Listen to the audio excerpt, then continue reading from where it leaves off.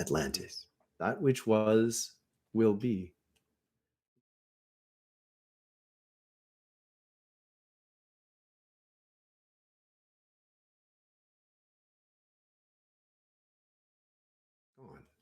My only goal for 20 something years has been to tune in to a more vibrant, loving way of life for people, and to contribute to creating that, making it real as best I can. Out of nowhere, all of a sudden, several weeks ago, I get this yank into Atlantis. Now, look, that was never my goal. And immediately I recognize that what's happening is the divine spirit of the earth is showing me that humans go in these cycles, and the peak era of a cycle is long, thousands of years in many cases, and that peak era exists within a certain framework of consciousness that it is present when we are challenged to embody this consciousness in the future, in our future. Now, over half a year ago, I got this channeling, an invitation to Atlantis. I thought it was a little absurd, and my reaction to it kind of shut down channelings for a while because I didn't know how to digest it. I left it. I've left the channelings I've made, even if I feel uncomfortable with them, but I didn't know how to come to terms with it. And I was spending months to come to terms with it. And now I get it. The principle is that the experience of the Atlanteans exists. It's there for us to access, but we can't access it until we get basics about our consciousness in alignment. Now, I was trying to get myself in alignment with a better way for us. And what that did was it aligned me in a way that tuned me into them. And now what's happening is I'm intentionally tuning into them, and I stay present with it for a while, and then it shifts me into a different kind of future, because they're being rather explicit that some things about what was will be. That which was will be. And some things are new. It's the tree from last week. I'm telling you, last week's Wild Flow is like the most important video I've made. It's, to me, certainly. So this tree is regrowing in a new way. And in order to recognize where we're going, we have to learn to understand and be present with the vibrancy of what was. We can't not believe in the past, or we can't see into this possible future, because they're existing within a certain similar energetic space. And if we hope to inhabit this depth of love now, we have to be able to be present with what was, and which introduces us to this extreme magic that it's there. They're there.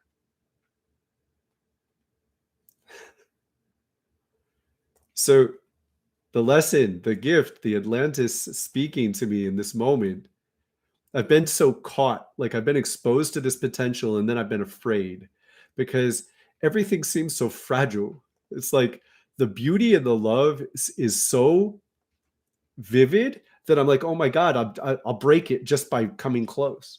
And in a way I would. My consciousness is too accustomed to what is essentially brutality of this era. And that shifted recently when I was exposed to this extraordinary normalcy that Atlanteans lived. I have a difficult time saying we still. I'm not fully at peace with it, but yes, I'm getting it reinforced that I lived there. Atlanteans lived with this incredible in-between world that existed energetically in the manner I just described, that they were able to feel potential realities before making them real. And so my terror has been, in a world where there's no violence, an act of violence would be catastrophic. It would ruin the fabric of reality. It's an odd and terrifying thing that has us normalizing, somewhere in our neighborhoods nearby, something horrible has happened on any given week or day. Well, what I'm learning is that this new way of love that worked these things out ahead of time. They lived with this added dimension as an ability to be present with other people with transparency. Look at the three ways of love. Transparency means I live with an openness to you that says, this is all of me. This is everything I'm struggling with. This is all my habits, all my patterns. I don't speak them all. I presume that your spirit sees my spirit. And then we engage, and our spirits are saying, how can we do this a little better for each of us? How can we be healthy with each other a little better? And the worst instincts, the worst reactions and emotions within any one person find a magnetism to someone else who can temper them and balance them. And you work out some kind of dance, and often you don't even have to meet. You're just working it out. And if you learn to work with each other's negativity to the point where it's a bit more of a tempered dance, so the violence that existed within one person is matched by someone else's in a way that becomes a committed dance, then you've mastered the capacity to channel those energies, and they can be so many other things now. So many other things. So there is no such thing as hatred. There is energy that is currently being misexpressed as hatred. And with the goal of meeting someone or someones who can be present with that energy in a way that balances it. Ideally, both of you channel energies that have been negative for each of you in a way that matches and turns into art. In such a world, there is no such thing as victory over. If you defeat someone by dominating their energy, there's a sadness in that. You failed to match each other in a way that the energy will be stronger. When you have to pin someone down because they go haywire in relation to you, notice how I say that. They go haywire in relation to you, and you have to pin them down. That's not victory. That's victory in our current world. That's how we deal with our intense emotions. It's a very low level satisfaction.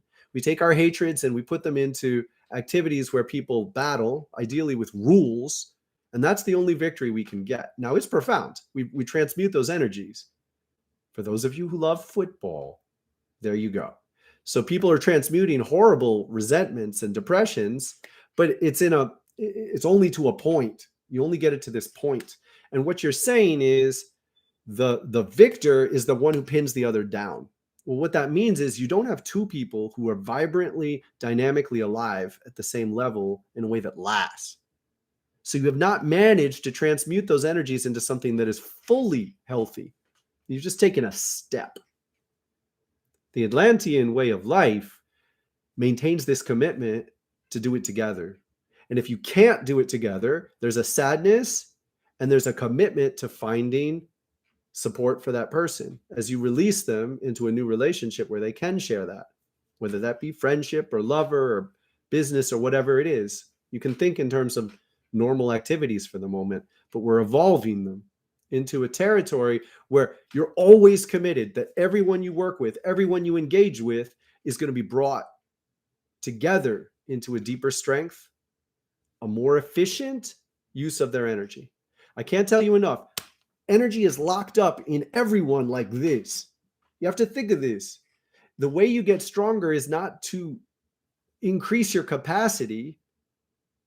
The way you get stronger is to turn inner tensions that are locked up into harmonized tensions that can work together in a unified strength. When energy negates itself like this within you, you don't get this and you don't get this. If energy pins one part of your energy, then this is sort of strong, but it has to keep coming down to pin this. Not very strong. And this is happening within you right now. How much do you repress? When you get angry, how much do you just repress it? That's what's happening. So now your energy is not free to be expressed fully. The goal is to have energy free to express itself fully through you. As you get better at doing that, your overall capacity increases much more. But you're not aiming to increase your overall capacity. You're aiming to reconcile inner tensions that are being wasted.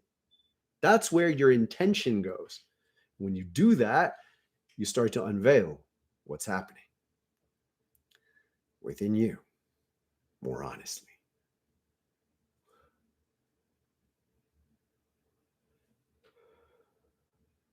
Wow, it's beautiful. It's simple.